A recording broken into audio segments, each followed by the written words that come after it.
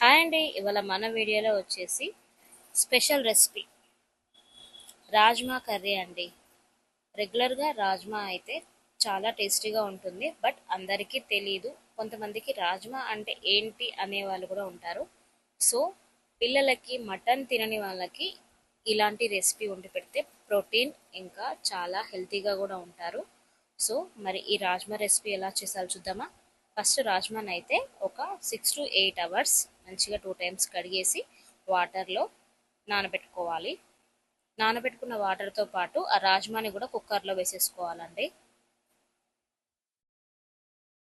So ఇందులో రాజ్మా ఉడికే వరకు సరిపోయేంత వాటర్ని ముందే నానబెట్టుకోవాలి.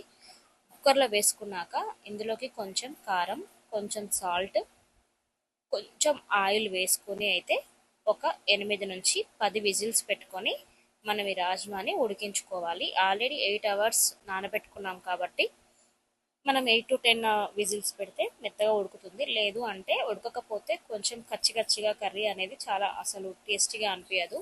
సో అలా మనకు టేస్టీగా రావాలి అంటే 8 to 10 విజిల్స్ పెట్టాలి. ఇంకా ఇలా కారం ఉప్పు వేయడం వల్ల రాజ్మా అనేది కొంచెం టేస్టీగా ఉంటుంది.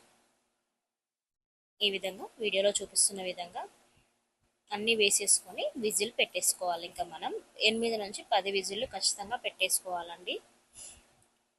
మన విజిల్ అయ్యే లోపల టైం వేస్ట్ చేసుకోకుండా పక్కకు మనకు మసాలాకి కావాల్సిన అన్నీ వేయించేసుకుంటే మనకు పని అయిపోతుంది. సో ఒక గిన్నె పెట్టేసుకొని అందులో గసగసాలు అయితే వేసుకుంటున్నానండి.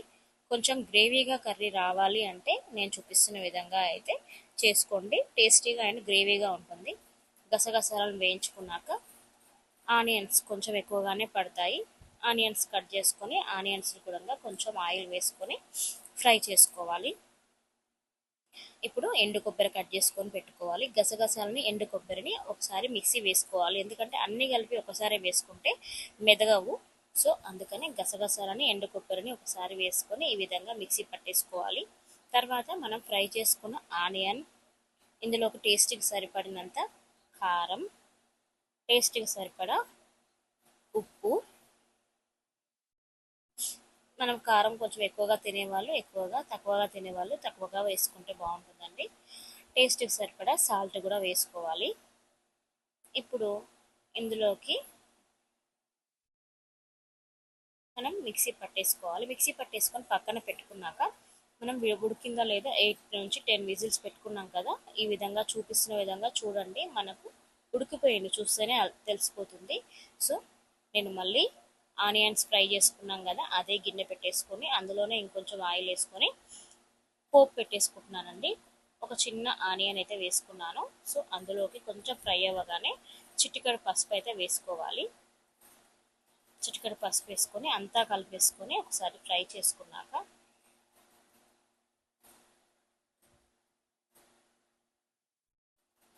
కొంచెం అల్లం వెల్లుల్లి పేస్ట్ కూడా వేసుకొని పచ్చివాసన పోయేంత వరకు కలుపుతూ ఫ్రై చేసుకోవాలి.